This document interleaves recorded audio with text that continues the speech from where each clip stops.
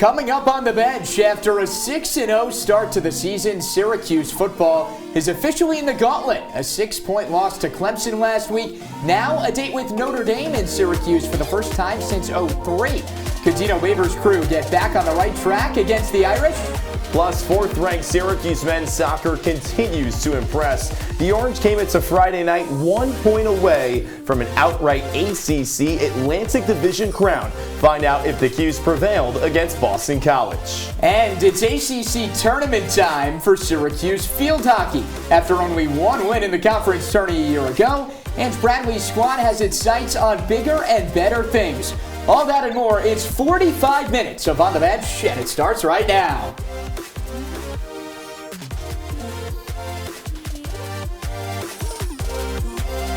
What's going on? Welcome into a very special edition of On the Bench. He's Trey Redfield. I'm Johnny Gadamowitz. We've got you guys for the next 45 minutes. And Trey, thank goodness we do, because oh so much is going down on the Hill. There's so much going on. It's because all the athletic programs going on right now are extremely good. It just finds a way to work out for Syracuse athletics. So yeah, why not tack on 15 more minutes? I mean, I'm not sure 30 would be enough with I don't think it would be either. We've got going on right now. With that, let's get it started with this week's headlines. Syracuse defensive back Garrett Williams is out for the remainder of the season. The redshirt sophomore has a torn ACL, according to head coach Dino Babers. Williams left Saturday's game against Notre Dame in the second quarter and would not return. The North Carolina native now joins a list of 6 Cuse players that are set to miss the remainder of the year. Williams is currently the number 38 prospect on PFF's big board. Yesterday afternoon, the awards poured in for Syracuse field hockey. 4 Orange players picked up all ACC honors. Karina Comans received the first-team all-conference nod, while Charlotte DeVries, Aifka Van Nieuwenhof, and Janimine Doopman took home second-team honors. Cuse finished the regular season with a 14-4 overall record and a 3-3 finish in ACC play. 6-1. Through 7 games, Syracuse football sat at 6-1. The Orange were a perfect 6-0 before last week's 27-21 loss to Clemson. So, for the first time since November of 2021, the Cuse was in danger of losing back-to-back games. As for the team trying to hand them that second straight loss, well, that would be Notre Dame. Marcus Freeman's Irish have certainly had their struggles, only 4-3 through 7 games after starting the year at number 5 in the AP poll. But early on, it was the Notre Dame defense that was taking care of business. Specifically, Brendan Joseph, that's the Northwestern transfer. He was an All-American when he was a Wildcat, making his presence felt early. The Orange in need of a quick response. They would get it. In the red zone, you should know, hey, Cuse fans, Oronde Gadsden, that's the guy you're looking to, tied up at 7 apiece. Notre Dame would score another touchdown to make it 14-7. They're back knocking on the door again. How about 21-7 at the break? That time it was Jaden Thomas on the flat. ND up 2 scores. Half number 2, it's Carlos Del Rio Wilson under center. SU starting quarterback Garrett Schrader is hurt. It doesn't matter though. SU keeping it on the ground. Sean Tucker to the house, make it 24-17 Irish. Orange starting to mount some momentum with their QB2 until a pass is batted at the line of scrimmage, and then Maris Leofau takes it out of thin air, and you know that Notre Dame wasn't going to waste an opportunity like that. They had over 200 rushing yards on the day. Audric Estime pounds that one in to make it 31-17 Irish, and then it just got from bad to worse. James Williams has his punt blocked. Clarence Lewis gets his fingertips on it. That sets the Irish up on the doorstep. Audric Estime, you heard his name before. How about we give it to you one more time? Number 7 for ND pounds it in. 41-24. Our own Leo Silverman has more. From the opening snap, Notre Dame turned the pressure dial up to 100 against Syracuse. And despite some third-quarter offensive heroics, the pressure proved to be too much for the Orange, dropping this one 41-24 in the JMA Wireless Dome. The big story, though, Garrett Schrader pulled from action in the second half, a decision that head coach Dino Babers says was purely precautionary. I just didn't feel like he could protect himself. He's a fighter. He wanted to be out there. He did not want to come out of the game, but just in watching the first half, he just didn't have all the tools in his toolbox. And I just didn't think it was fair to have him out there with all those athletes that was trying to, archers trying to get him in the sights. The whole week in practice, I feel like I prepared good. I'm one of those guys that in the heat of the moment, I don't fold. Like, I'm built for those situations. So once he told me I was going in there, I was ready and prepared. So it just felt like a routine game. Now, even with Carlos Del Rio Wilson's stellar performance in the second half, Babers made sure to quell any ideas of a quarterback controversy going forward. And despite back-to-back losses for the Orange, it seems that the morale inside the locker room is still in good spirits. Well, those good spirits need to uphold for their road game against Pitt next Saturday. Reporting inside the JMA Wireless Dome, Leo Silverman, Citrus TV.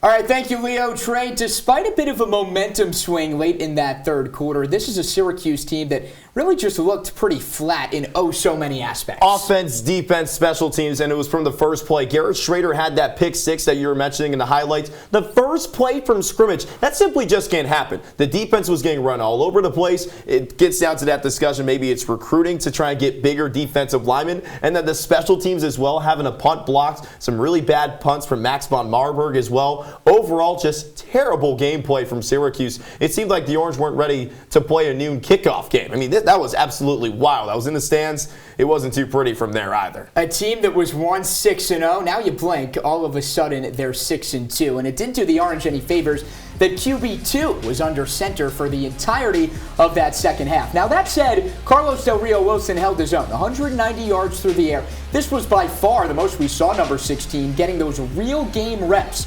Prior to this past weekend, CDRW had thrown only 5 passes all year, and now he could be in line to lead the Orange into battle against Pitt. If there was a positive on Saturday, we saw it from Sean Tucker. On Saturday, like we mentioned, Saturday to date, obviously, the sophomore had 16 carries after getting just 5 last week at Clemson. This past weekend, Tucker improved his career rushing yard total to 2,880, passing James Mungro. Tucker is now 5th all-time in SU history. Well, for the first time this season, Syracuse football has a quarterback controversy. Maybe. And for more to break it all down, we bring in our Q's Countdown analyst, Ian Nicholas. Ian, Garrett Schrader played half number 1 against Notre Dame, and half number 2 we saw Carlos Del Rio Wilson. What do you make of this all of a sudden QB controversy? The one thing we can make out, Johnny, is Garrett Schrader is legitimately injured. Carlos Del Rio Wilson is not a finished product yet, but he might have to look like it on Saturday against Pitt because it looks like the Florida transfer is in line to start. Only a 50% completion rate against the Irish, but he has all the tools, both through the ground and through the air, that could excite Orange fans moving forward. Del Rio Wilson 190 yards through the air in the second half, but it's not just on offense that SU has been bitten by the injury bug. Defensively as well. Star corner Garrett Williams, he's out for the year, but Ian, which position group specifically has been hurt the most? You mentioned a key piece in the secondary. I'll mention the entire defensive line. Terry Lockett's injury in the early part of the season wasn't thought much of Syracuse fans, but now with Kevon Darton and Kevin Jobity in the trenches, giving up over 200-plus rushing yards per game to both Clemson and Notre Dame, it's obvious that Syracuse needs help in the run game. Regular season 2/3 of the way gone. 8 games down, 4 to go, but back-to-back losses for the Qs at 6-2. What are the expectations the rest of the way? The expectations have completely changed, Johnny. We were talking New Year's Six Bowl just 2 weeks ago. Now, can Syracuse even get to 8 wins? That's a legitimate question. Boston College looks like the one lock. Everything else on the road against Pitt and Wake Forest, at home against a talented Florida State team. Syracuse's injuries have completely changed the complexion of their final quarter of the season. Only 1 home game left for Dino Babers' crew. That's Ian Nicholas telling us everything we need to know on the gridiron for SU football. But when we come back, we'll shift gears after a short break over to the hardwood because Syracuse men's basketball's exhibition slate is in full swing. We'll catch you up on everything you need to know Jim Boeheim world related when we come back on the Bench.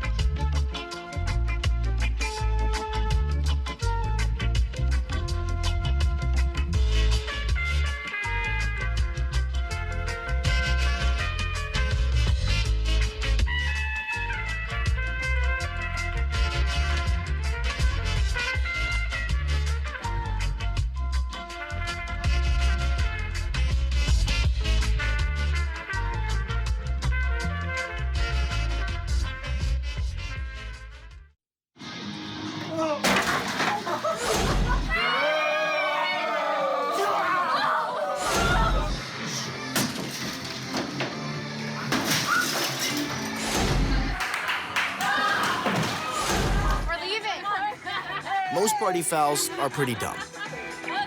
But if you decide to drink and drive underage, you could lose your license and your freedom. Underage drinking and driving. The ultimate party foul.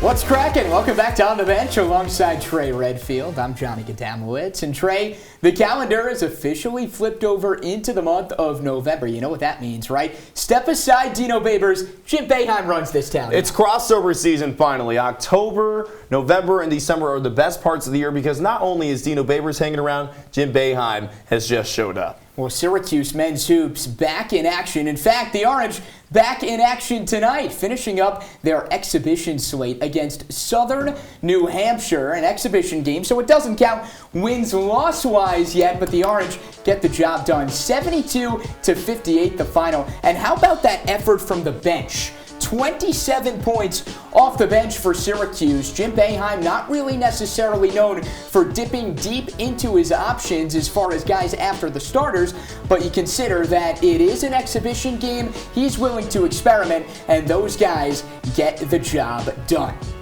And for more on tonight's game against Southern New Hampshire for Syracuse, we now have the pleasure of bringing in our CitrusTV men's basketball beat reporter, Spencer Pierce. Spencer, a lot of talk surrounding how young this Syracuse team is. Which of the freshmen stood out the most tonight in your eyes?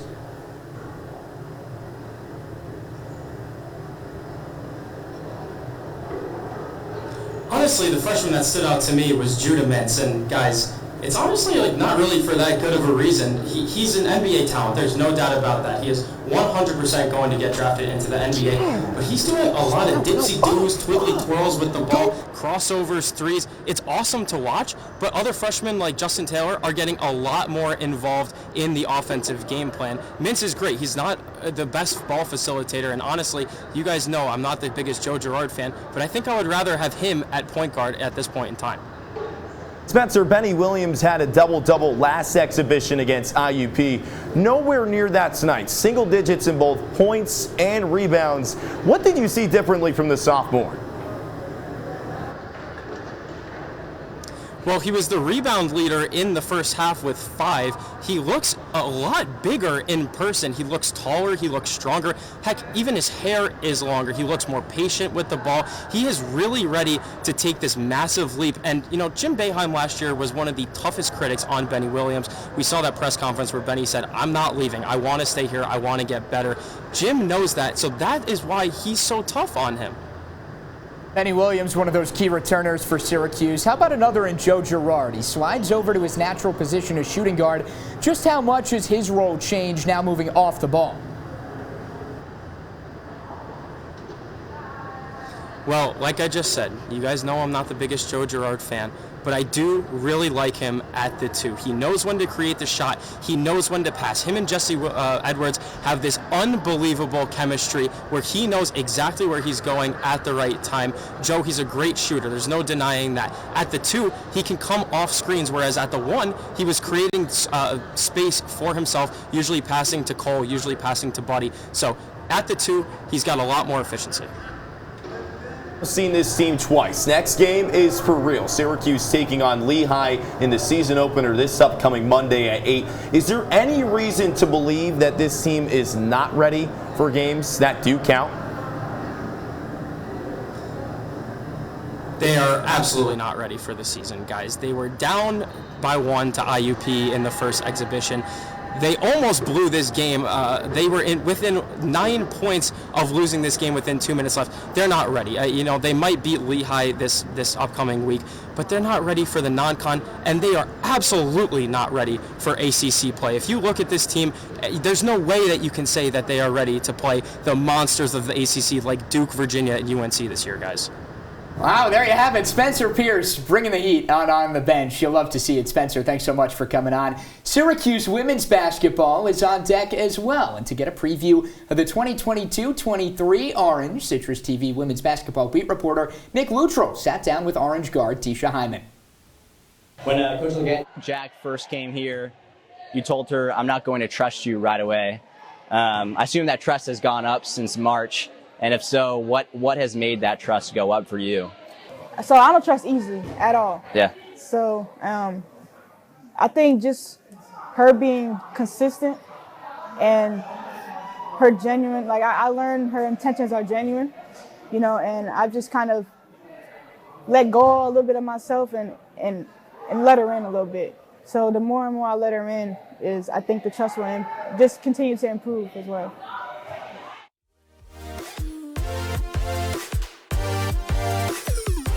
Move down Comstock Avenue to SU Soccer Stadium.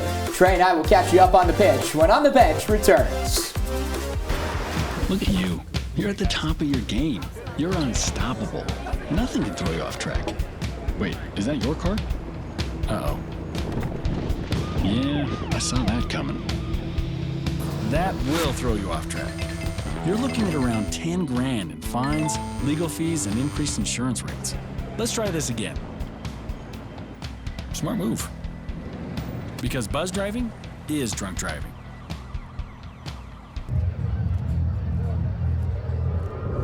Looking for these? You drive buzzed. It could be one very expensive ride. First, you gotta make bail. Then pay me to get your car back. Your insurance premiums will go through the roof. And my legal fees just keep adding up. All told, it could end up costing you $10,000. Buzzed, busted, and broke. Because buzz driving is drunk driving. Back on the bench, Trey Redfield, Johnny Gadamowitz. Johnny, soccer is on the hill here in Syracuse. It has been all season, but there's something different with these two soccer teams. They're good once again. We haven't said that in a while. Yeah, Trey, it's not very often that you see both squads, the men's team and the women's team, really wreaking havoc in the regular season in the way they have, particularly the men's squad. The women have struggled a little bit as of late, but still a very successful campaign. At the end of the day, it's all about how you finish. And for fourth-ranked Syracuse men's soccer, it looked to wrap up the regular season strong, hosting Boston College on Friday. The Orange with the win would earn the 1 seed in the ACC tournament. It was senior day at SU Soccer Stadium. Last senior day for the Orange was last season when they took down Clemson 2-0. The Tigers ended up winning the national championship. We start early, 12th minute, a goal from Walker Davey makes it 1-0 BC. That would be the score going into halftime. 20 minutes later, though, Giorgio Kaczewski on the penalty kick finds the back of the net. Next like that, we are tied at 1. 89th minute, couple of last tries here for Syracuse. Corner kick opportunity for the Orange. Nathan Opoku ripping the shot. Brennan Klein there to deny. It remains 1-1. Just 30 seconds later, though, Opoku with one more chance. Can this be it? Can Syracuse grab the 1 seed going into the tournament? Not so fast. Opoku whiffs. Klein picks it up. It's a 1-1 draw on a Friday night between Syracuse and Boston College. Despite that draw, though, SU outshot BC 18-6. But either way, it's time for the ACC tournament. Syracuse finishes the year with 18 points in the conference. But how did the Orange compare to the rest of the nation? Actually, near the top. But look, Cuse is 32nd in the NCAA in goals per game with a little under 2, but Syracuse is strong elsewhere, sitting in the top 10 in a couple of other categories that you see on your screen. Right now, the Orange rank 4th in the selection committee's top 16 seats. And Trey, it's important because this is a squad that already has a couple of really big wins. You think about some of these marquee ACC games. They've shown they've got what it takes to win at the highest level. Now, it's just about making sure you do that in the games that matter most. And now we're joined by CitrusTV men's soccer beat reporter Andrew Sullivan. Andrew, a very great regular season for Syracuse, 12-2-3 overall. What are some takeaways from the Cuse so far? I think the big thing was the Orange got it done against the toughest opponents in the ACC. Syracuse knocks off Wake Forest handily 2-0 at home, goes on the road to Clemson, the reigning national champions, and comes from behind to win 2-1, and hosts semifinalist Notre Dame from a year ago. Dominate the Irish, outshooting them 24-3 and winning 1-0. Syracuse was just really good in the big games, especially at home. But not a great finish, though. Back-to-back draws against NC State on the road and Boston College on senior night. Do those draws raise any questions, Andrew? I think the biggest thing about those draws was who Syracuse was without. The Orange played without Giorgio Kaczewski at NC State due to a red card suspension, and then without Anthony Sinclair, arguably their best midfielder, at home against Boston College. Syracuse just lost a little possession and didn't finish their chances in those games. I think the rest before the ACC tournament is huge for this team. It puts Syracuse down to a 2 seed going into the ACC tournament. And speaking of the ACC tournament, it's here. It's right here. It's staring Syracuse right in the face. What are the expectations for the Orange going into tournament time? I think the expectation for this team, Trey, is carry North Carolina in the ACC title game. When you look at the route Syracuse has to take, first they face the winner of UNC and Boston College at home in the quarterfinals. If the Orange can win that, they host the winner of Virginia and whoever they play in the quarterfinals. And possibly the toughest team in the bottom half of the bracket is the Virginia Cavaliers. When you look at what Syracuse did against UVA, arguably the better team in a 1-0 loss despite being down to 10 men for 70 minutes in that game. I think Syracuse has its eyes set on that ACC title game. Syracuse can control its own destiny if it just controls the controllables at SU Soccer Stadium before going to Wake Med Soccer Park. That's Andrew Sulliver, our men's soccer beat reporter. Give him a follow at Andrew Sulliver for live updates and everything you need to know about Cuse men's soccer. Andrew, thanks for joining us. Thanks, Trey. Syracuse women's soccer needed a win in the worst way. The Orange haven't emerged victorious in a game since September 25th. SU entered the regular season finale against NC State at 0-4-2 in its previous 6 games. Could Nikki Adams' crew salvage a win to end that regular season against the NC State Wolfpack? That indeed is the question. Just a 1-5-2 in conference record early on, a foul in the box against the Wolfpack. That's going to set SU up shop not only inside the box, but how about a PK? And hey, you give Grace Gillard a chance like that, she is not going to miss her mark. 1-0 Syracuse. After that, the Orange looking for more to close out the first half, but give credit to Maria Echezarreta, the Wolfpack goalkeeper, parrying it out to her right. So the lead would stay at 1 for Syracuse as we moved into the second half, but then Jamise Joseph ties us up at 1 apiece. Syracuse can't get that win. Colin Davies details the draw. The season is now over for Syracuse women's soccer. For the first time in a decade, they finished the season above 500 in a 1-1 tie against NC State. But more than the result, the coaches and players were emotional, including head coach Nikki Adams. Taking over this program has been some ups and downs. But it's really cool to see all the changes that we have made over the last 3 years come finally together, and just the belief that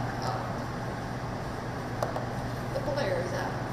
And one of those players who just played her last season at Syracuse was Blue Ellis, and her season description was just grateful. I'm not just grateful for all my new teammates. Transferring, you never know what to expect. You never know what type of situations you'll be in. And from the start, they've been very helpful, nice, encouraging, and it's just amazing to be surrounded by them. So it's always love being around my teammates, on the field, off the field. I'm just grateful to be surrounded by such a great group of guys and coaching staff. But one thing we know about this program for sure is that they're young. A lot of the starting lineup has been freshmen and sophomores. So this program has a bright future going forward. Reporting for the last time this season from SU Soccer Stadium, for CitrusTV Sports, I'm Colin Davies. When we come back on the bench, number 9 Syracuse field hockey had itself a tall task against number 12 Wake Forest on the road. Find out if the Orange could pull through against a ranked opponent for the first time in almost a couple of months. Stick with us. They said I have troll teeth. That my voice sounded like a possessed baby doll. That no one would ever love someone as stupid as me. That I was fat, ugly. Disgusting. The effect of bullying is potent. We will no longer be the silent majority. Now, when you see online bullying, there's something you can do about it. We're gonna take action with the I. I am a witness. I am a witness. I am a witness. I am a witness. I am a witness, and so are you.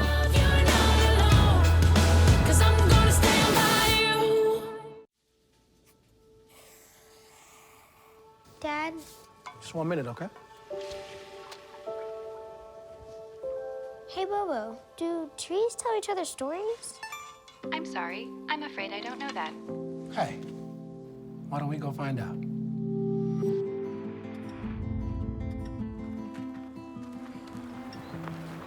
Listen. Do clouds take naps?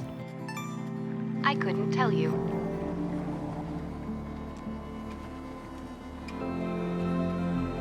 Can birds draw pictures? I don't have an answer for that. Dad, do stars visit their friends? Look!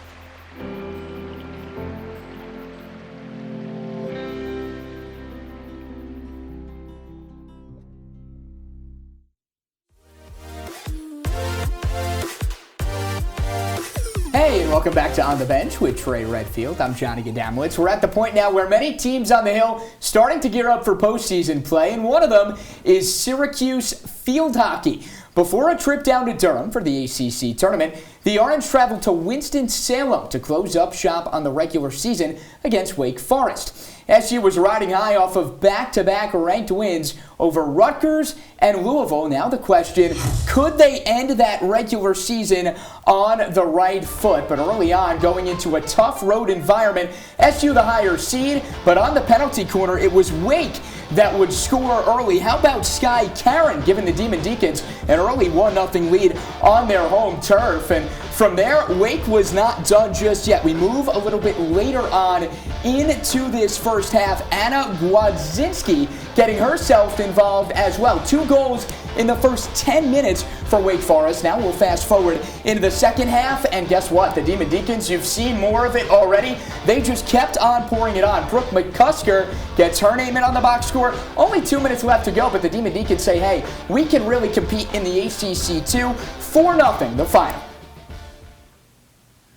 Use field hockey, and for more on the Orange, we bring in our CitrusTV field hockey beat reporter Skylar Wilkes.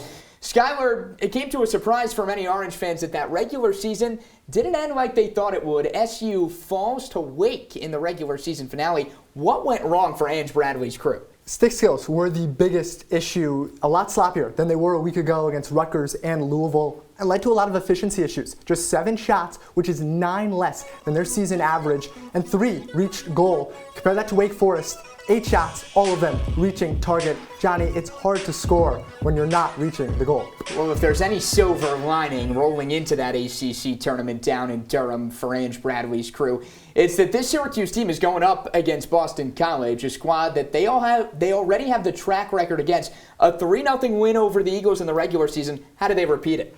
Yeah, it goes back to the defense. That back line led by the All-ACC second-teamers Eve van de Nieuwenhof and Janemayen Doetman, along with Sienna Pegram, held the Eagles to just 2 shots. They've been a bit permeable in the last 4 games, but I think that they have what it takes and the momentum to shut down Margot Carlin and Eagles offense. Well, make no mistake, this is a Syracuse team that has way more on its mind than just a win or 2 in the ACC tournament. Skylar, what's the key for the Cuse to make a run at this thing? Well, first, you got to score in the first half, something they haven't done in the last 4 games, And as Ange Bradley says, it's about playing Syracuse hockey, which is a combination of what we have talked about, a strong back line with a potent offensive attack.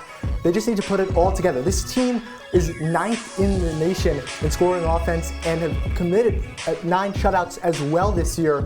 They're just, again, putting it together, which is something that is very possible down in Durham. Well, the resume is certainly there, the talent is certainly there, and the Orange trying to use that combination of efficient offense and a stout defense to make a run at an ACC tournament title. That's Skylar Wilkes, our CitrusTV field hockey beat reporter. Skylar, thanks so much. Thank you, Johnny. Well, Skylar, thanks for joining us. It's been a tough start for Syracuse ice hockey this season. 1-7-1 were the Orange going into last week, but don't fret. CHA play is on deck, and no matter how much of a struggle it's been, Cuse is still the defending CHA champ. The Orange taking on the Tigers of RIT at 10 of the Ice Pavilion on Thursday night, and the Orange got going early. How about this? 5 minutes in, off the face-off, the shot doesn't go from Taryn Moses, but Lauren Bellefontaine takes advantage. The captain finds the back of the net. Syracuse up 1-0 early, took that lead into the first intermission. Big jump now. 3rd period late, 16 minutes in. A shot here from Megan McCormick is denied. Ariel DeSmet comes up with a big-time save. She had 25 on the evening, and Syracuse takes it 1-0. How about Saturday? A rematch this time in Rochester. It was Hannah Johnson that got the goal. Syracuse putting it on early, already up 1-0. Later in that first period, though, Sarah Marchand taking it and says, fine, you know what, I'll do it myself. She pops it home. Syracuse up 2-0 after 1 period of play. Into the second period now. Early in this second period, less than a minute in, it's Lexi Sung that finds the goal. RIT cuts the deficit in half, but Syracuse would answer later in the period. Marchand once again scores. She keeps putting it on and on, her 10th career multi-point game for the sophomore forward. Now Syracuse up 3-1 on a breakaway opportunity. Madison Primo says, I got this. Cuse takes it 4-1. Ice hockey victorious. Still plenty to get to, though, here on OTB. When we come back, Syracuse volleyball was in the heat of ACC play. The Cuse had a busy weekend playing host to FSU in Miami. Find out how SU fared after the break. I see you mobbing over her. Let's go. Let's mob. Let's crawl. Let's crawl. Let's crawl. Hey, yo, we mobbing. Come on, girl. Let's crawl. Hey, yo, let's crawl. Hey, yo, let's crawl. Hey, let's crawl. Hey, yo, let's crawl.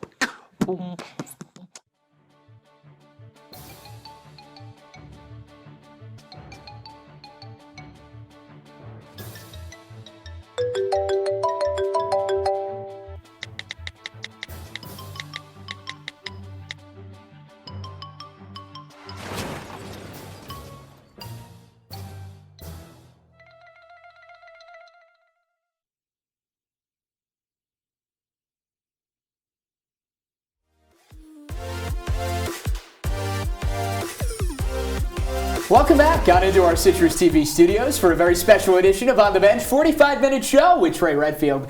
I'm Johnny Gadamowitz. We've hit on plenty of teams that have playoff aspirations, but that path a little tougher for Syracuse volleyball. And you ask why? Well, that's because there's no ACC tournament in volleyball, which means Syracuse would need to earn an at-large bid to get to the big dance. And it's just 10-10 on the year. The Cuse needed wins in a hurry. The only question, could they snag one at home against Florida State? An SU team that is trying to just pad its resume as we inch closer and closer to postseason ball. Early on, though, FSU would set the tone. This is Emma Clothier on the kill. Watch this Syracuse defense. You can't do much with that. Clothier spikes it down. SU in need of a response. A bit later on now, Victoria Lukmanchuk, she would give them that response in a big way, but down the home stretch in the fourth set, it's Clothier again. Another ace. FSU takes it 3-1. Syracuse looking to bounce back on Sunday, taking on Miami. It was kind of a tough break, though. The Hurricanes looked pretty strong, sitting at 13-9 on the year. Flor-Marie Heredia-Cologne, get used to this name. A freshman puts the first set to sleep. Miami takes set number 1, 25-22. The Hurricanes would do the same in the second set, thanks to Angela Grief. Boy, was she dominant. Over 15 kills on the evening. Goes with the cut shot there. Miami prevails, already up 2-0. Syracuse looking for a comeback from Polina Shimanova. The service error goes out of bounds, and Miami sweeps the Cuse. Time for another break, but do not move a muscle. Literally, not even a flinch. When we come back, it's everyone's favorite time of the show, but Performers of the Week and Top Plays has a slight twist when we come back on the bench.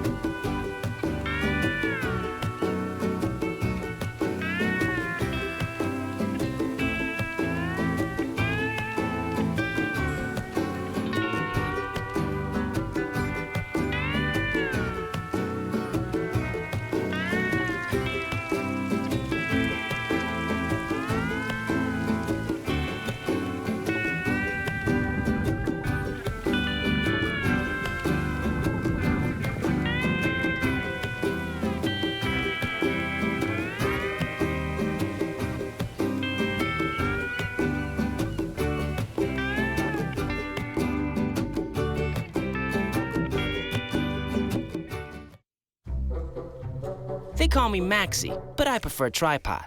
I was your above-average four-legged homie, and then wham-bam minivan. Some people pity me. Now that's lame. I still run, fetch, and swim. And the ladies love me. I'm the ultimate wingman. Just don't ask me to high five.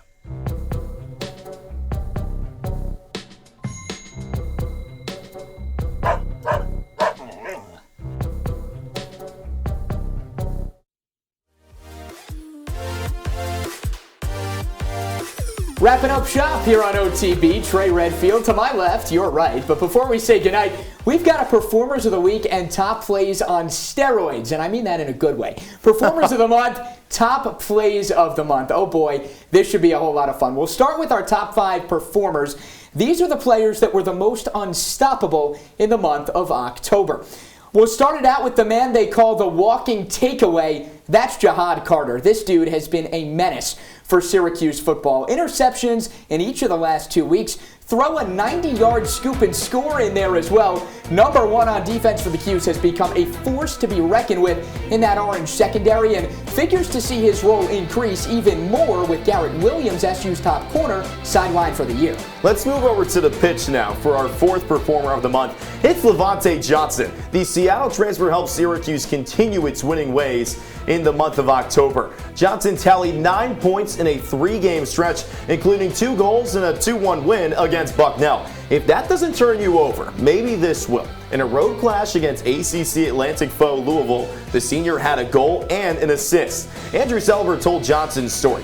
4 years at 4 different schools. It's unbelievable, but finally, that flower is starting to blossom. All right, let's move from the pitch to the rink. For number 3, we'll go down to South Campus Kennedy Ice Pavilion, where Ariel DeSmet has been wreaking havoc for Syracuse ice hockey. Last year's CHA Goalie of the Year has saved 92% of the shots she's seen so far this year, allowed 2 goals or less in 5 games in October, and the grad student notched a season-high 43 saves back on October the 6th against St. Lawrence. Moving from one pitch to another, it's time to talk about Syracuse field hockey. Karina Comans has gotten better as the season has gone along. That is a big reason why she is our 2nd performer of the month. Syracuse has had 7 matches in October. The grad student scored in 4 of them. Comans tallied 5 goals last month along with an assist against Stanford. Her hot October is a reason why, Johnny, that Comans earned first team All-ACC honors. All right, it's time for the moment of truth, Trey. Can we get a drum roll? Number 1 performer of the week. It shouldn't come as a surprise to many. It's wide receiver, tight end, I don't know, call him whatever you want. He's a football player, Oronde Gadsden. That works. 93 yards per game in 4 October contests, 3 touchdowns, and he has really emerged as Garrett Schrader's favorite option, bar none. This is someone who has really emerged out of that SU receiver room. No one else even close to him as far as the stats are concerned. Now it's time to show you our favorite plays from this past month. It has been a loaded month of October. We've got 10 plays for you. Let's check it out. What does number 10 have in store? We're going full Sports Center style for you here on OTB. And to start things off, we'll go to the gridiron down in Death Valley. Syracuse at Clemson. Damian Alford, get up, big fella. Garrett Schrader throws it up to number 82. He makes his defender look absolutely silly. What a catch from Alford. Moving over to number 9 on the ice. Syracuse ice hockey taking on Merrimack.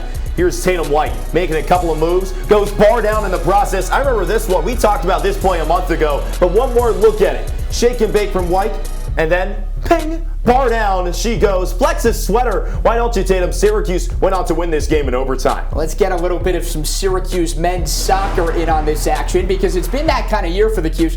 It's been that kind of year, too, for Giona Layball. This is back against Loyola.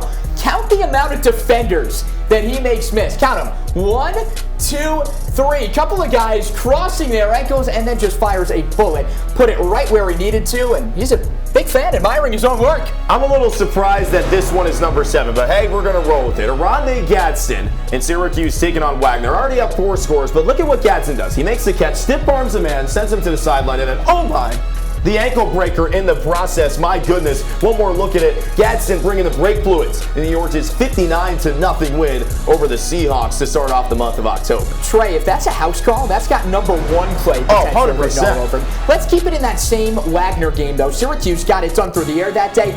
They also got it done on the ground. Sean Tucker, he might have had his naysayers so far this year up until that point, but a 60-yard scamper, number 34, having whatever he wants. We're halfway through, and it's only getting better and better. Here's number 5. Going back to the pit, Syracuse women's soccer taking on second-ranked Virginia. One last try here for the Orange to tie things up. Pauline Mockton's with the steal. The save is made, but that goal can't be stopped. Kobe Commandant scoring off the rebound. Q salvaging the draw over UVA. May have been the Orange's best game ever, possibly, with the 2-2 tie. Very impressive win. We'll go back to the gridiron, a name that you've already heard once on this countdown. Oh, my goodness.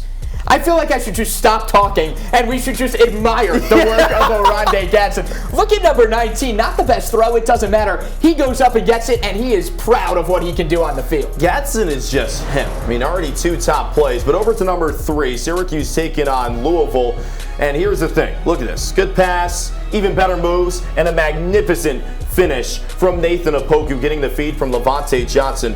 Big reason why Syracuse won the ACC Atlantic Division. They took this one 2-1. Syracuse field hockey trying to create some noise right now in the ACC tournament. A big reason why they're in a good spot in that ACC tournament, well, that's because of Karina Comans. What a year from Comans, who didn't come into the year as one of the headliners. You watch this play, a DeVries shot, give that goalie credit for a nice save, but Comans staying after it, following through, and cleans up the mess. All right, it's time for number 1. This is the moment that we've been waiting for. It comes down in Death Valley. Orange defense forcing a fumble on DJ Uyunglele, and Jihad Carter says, thanks so much. Have a great day. 90 yards to the house he goes. The Orange did fall to the Tigers, but the sophomore DB rounds out this month's top plays. That was a ton of fun. This was a ton of fun, Trey. Next time around, we might have to do 20 top plays. Let's do 30. That's pushing it. But this was a lot of fun. Look, anytime we're able to get the performers, the plays, and we can extend that list, you know there are athletes, you know there are teams here on this campus that are certainly capable of checking themselves into that list. It's always a ton of fun, and we're so thankful that we get to show that each and every week here on the bench. Let's make it 45 minutes from now on, maybe? I think so. That might be something we have to consider moving forward. That is indeed all the time we have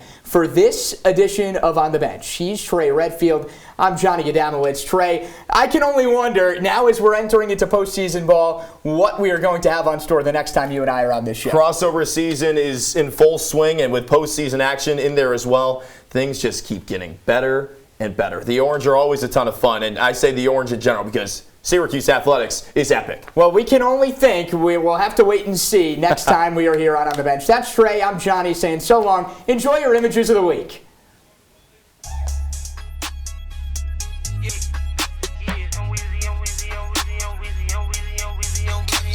I'm going to go with Syracuse. I got to tell you something. I look at Syracuse, and again, I don't think Notre Dame is capable of forcing them to make those late game errors. And it's intercepted to open up the game. Brandon Joseph, pick 6, just like that.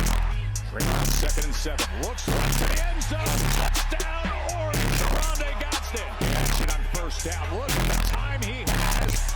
And it is intercepted. Jihad Carter. And it's a golden opportunity for the Orange. Tucker. Can they get there? Yes!